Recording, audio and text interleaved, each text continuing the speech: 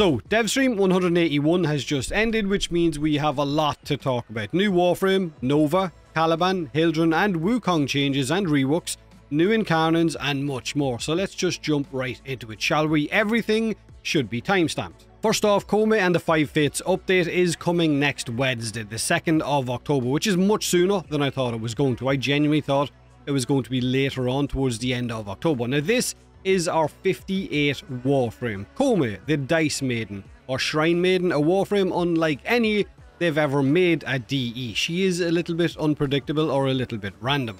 So the really cool thing about Koumei is she has a system where she rolls her 5 fated dice every time she casts one of her abilities. It's on the bottom right of the screen, those 5 red dice. And they will give a random benefit to each cast of your abilities depending on the numbers that those dice give out, or those dice roll. And if she rolls triple sixes with those 5 dice, then the ability that you just cast will get a special bonus on top of it.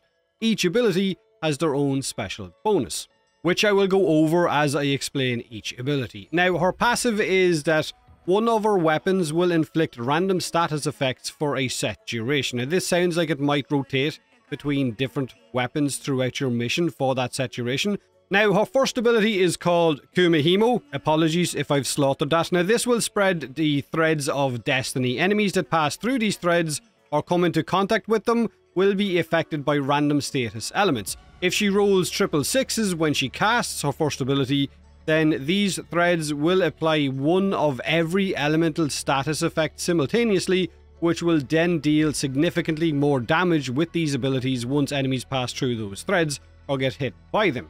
Now, her second ability is called Ooyy. This is where Koumei uses her dice to glimpse into a favorable future. It basically gives you a challenge in the mission. Once complete, you will then get a random decree for Koumei. So on the dev stream, the challenge given was that whoever was using Koumei had to land 22 headshots, and the decree was 50% ammo efficiency when you rolled, I think it was for 4 seconds. However, these decrees can be much more powerful. If she rolls triple sixes when she casts this ability, then you won't get a challenge or you won't have to complete a challenge, you will just instantly get that decree. Now, her third ability is called Omamori. Koumei will surround herself with charms that have a chance to turn enemy attacks into heals instead of taking damage from them. If she casts triple sixes when she casts this ability, then she will be invulnerable for the duration that those charms are active. Now, her fourth and ultimate ability is called Bunraku. This is a frontal crowd control ability that also deals damage. So it casts in a frontal cone, not to the sides or behind you. It's not a 360 crowd control, which hangs enemies up like a marionette and then deal status damage to them as well.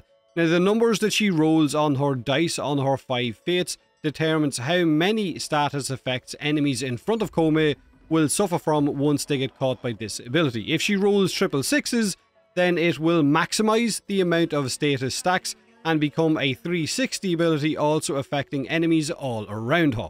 So, like I said, Koumei has a fair amount of randomness to her, with the dice rolls boosting each ability depending on what you roll. She's going to be very interesting to mod because some of the randomness, I guess, is going to determine what her abilities are good at or not good at. But the dice rolls will boost each ability. They're not going to, I guess, bring them down in a negative way. It's all going to be a buff. Let me know what you think of Koumei and her abilities in the comment section below. If you're really digging the change, or I guess the uniqueness of this frame or not. She is coming with 2 different signature weapons. Those are the Higasa and the Amanata. Now, the Higasa is a rifle with an umbrella shield in front of it, which blocks incoming shots whenever you're aiming down sights. But those shots will then also charge its alternate beam ability, which fires a large beam, obviously. Kills from the weapon will also charge that beam shot as well.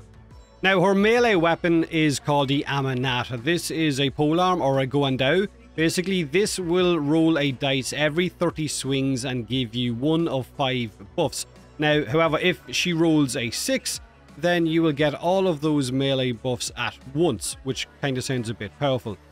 Now, to get our hands on Koumei and her weapons, we're going to have to run the new Cyte invasion mission coming with the Koumei and the 5 Fates update, and I think it is called a Shrine Defense. This is where you will learn all about Koumei and her lore, but you will also have to, I guess, fight back the tides of this infested invasion, where you're going to have to collect fate pearls for Koumei in order to defend the village against the infested. So this is where you're going to get her parts. This is where they're going to drop.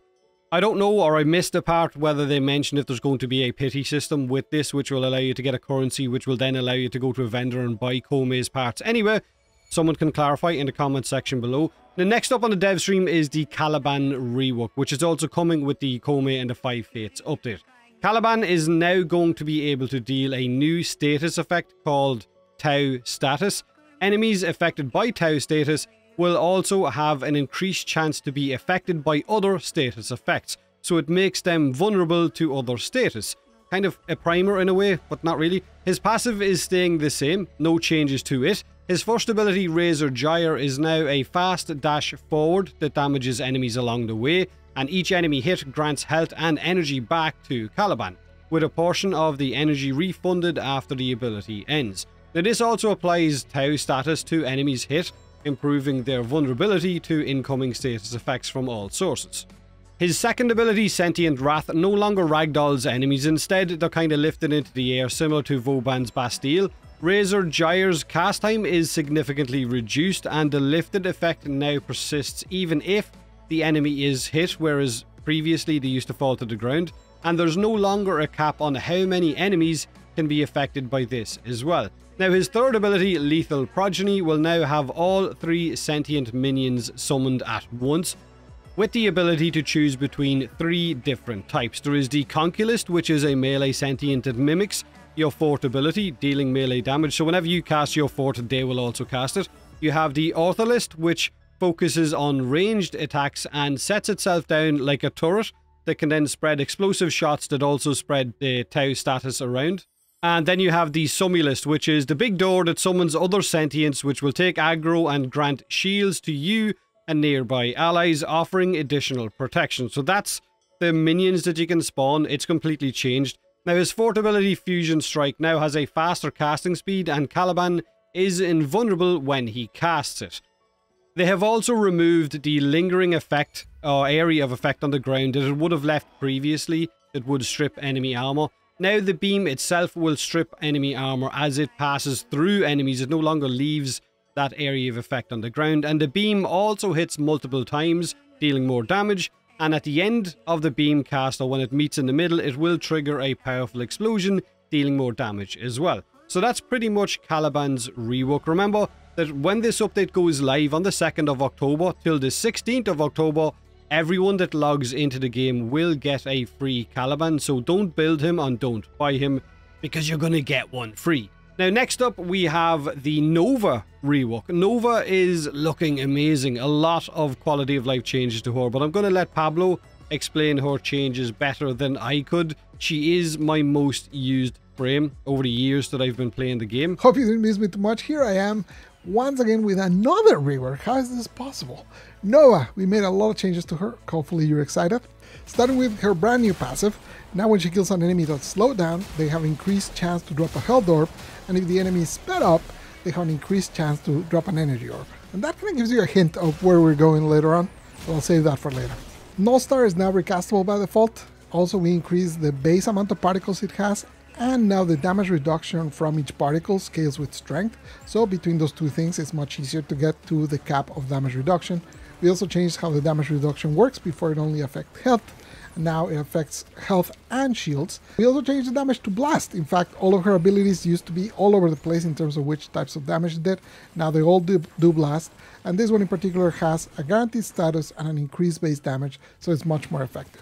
For antimatter drop, we made it so that it's much easier to control. As you move your camera around, it will actually stay much closer to the center of your view. You will also now be able to recast whenever you want, and that will make it travel much faster to whatever destination you're giving it. So it's much easier for you to like cast it, charge it, and then drop it as a bomb wherever you desire.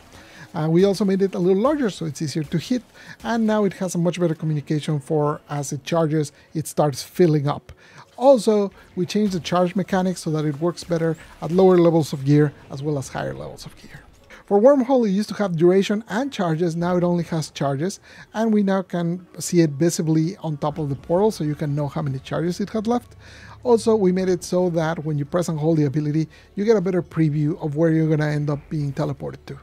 And as I teased earlier when I was talking about the passive, now Molecular Prime has a hold cast, which will do the fast version. So you have the normal version on top and the fast version on hold. Now you don't need to go into negative strength to actually get the fast version. We also added so that the multiplier now affects more than it used to. Before it only affected damage to health. Now it also affects damage to shields and to overguard. And we also did a pass across the game to all the different frames, and we actually made it standardized like that. Some of them already did that. A lot of them were only doing it to health or health and shields. It was pretty inconsistent. Now we made it consistent across the board. I hope you're excited to play with these changes, some of them long requested, and you'll get them in your hands soon. Adios. Now, Wukong and Hildryn are also getting changes. Wukong's changes have come about apparently because he was negatively affecting other players' experiences with that Slam Kong build. So rest in peace, Slam Kongers. You can no longer... That's a terrible name. You can no longer animation cancel heavy attacks. You can no longer activate Cloudwalker again until your heavy slam animation is complete. And his Celestial Slam augment no longer crowd controls Eximus units or other crowd control immune enemies, because they're not supposed to, like most other Warframes.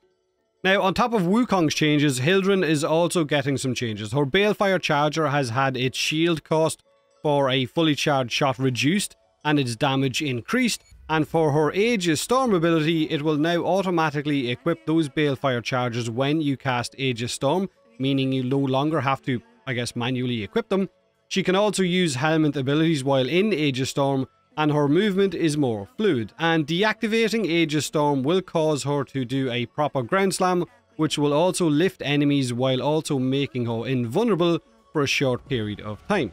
So that's Wukong and that's Hildryn. Now the Companion Rework Part 2, again with this one, since it's got some pretty big changes, I'm just going to let the guys at DE give you the details on this so they can take it away. Hello. I bring you news about the much anticipated Companion Rework, starting with the part that you're probably the most anxious about, what's happening with Mira. So we don't like the resource boost on Charm. The way it works right now is every 27 seconds there's a 28% chance for you to get a buff, and out of that there's a 10% chance for you to get the resource buff. So that means 2.8% chance every 27 seconds for you to get the buff you want. So what happens in practice is players will kill an enemy, they'll see the resource they want drop, and then they'll just wait around for several minutes at a time until the buff comes up, and then they'll pick it up. Obviously, this is not very fun gameplay, it's not very conductive to the high-speed gameplay of Warframe, so we don't like that. The other thing we don't like is that because resources are so valuable, people feel forced to use Mira even when they don't want to. So what we're doing is we're grabbing that resource buff and we're putting it into a mod. This mod will fit into every Beast Companion, and what it'll do is instead of being a cooldown with an RNG on top of an RNG, it'll just be a single RNG. When you pick up an item, there will be a chance for it to double the resources you got. You'll see in the bottom of the screen, you'll say 300 rubido, and then next to it, it'll say 2x, just so that you know that that was what it came from. Now, you're probably wondering two things. One, what's happening with Mira herself now that she doesn't have that? We're going to buff the chance for you to get a buff on her, just to compensate her a little bit. And also, we're going to buff the affinity part of the buff that she got. And then, the second thing you're probably wondering about is, Pablo, a mod sounds great, but my Beast Companions already have a super tight build. There's no way that I can fit another mod in there. So how am I going to do that? And for that, I'm going to pass it off to Grant, who's going to tell you about all the other changes we're making with Companions. I think you'll be pretty happy with what we're doing. Bye. Thanks, Pablo. As Pablo said, I'm Grant. I'm a senior gameplay programmer here at Warframe. Last year, I worked on Companion Rework Phase 1, and I'm back for Phase 2. Beast modding has always been a bit of a tight squeeze. You've got 10 mods to fit survivability, utility, damage, abilities, you name it. It's a lot, and how we're going to solve this is we're going to take all these attack mods and move them into new special pet weapons tied to your pet. Each of these pet weapons have their own unique stat blocks. So, for instance, your Hero's pet has enhanced critical abilities, whereas your Predicites have various different status types tied to their base damage. Beyond the pre-existing mods like Bite, Maul, etc., we'll be adding a few new mods to help fill out the Beast Weapon mod pool. On top of this, Beast Weapons feature a special posture slot, which lets you equip new posture mods which influence the behavior and provide a bonus to support that playstyle. For example, we've added a posture mod which will prefer to target Xmas enemies and deal increased damage to their overguard. Postures, like melee stances, give extra mod capacity, so you can fit more mods in your build. And speaking of behaviors, we will be making systematic improvements to how your pet moves and attacks, so that their attacks are more visible and useful. We hope that this helps free up space in your builds and offers you new opportunities to customize your pet's effectiveness in a fight. But Grant, what about Sentinels? Well, you'll be happy to hear that it's not just Beasts getting a facelift. Sentinels are getting a broad rework of their weapons. The majority of Sentinel weapons have either outdated stats or redundant designs.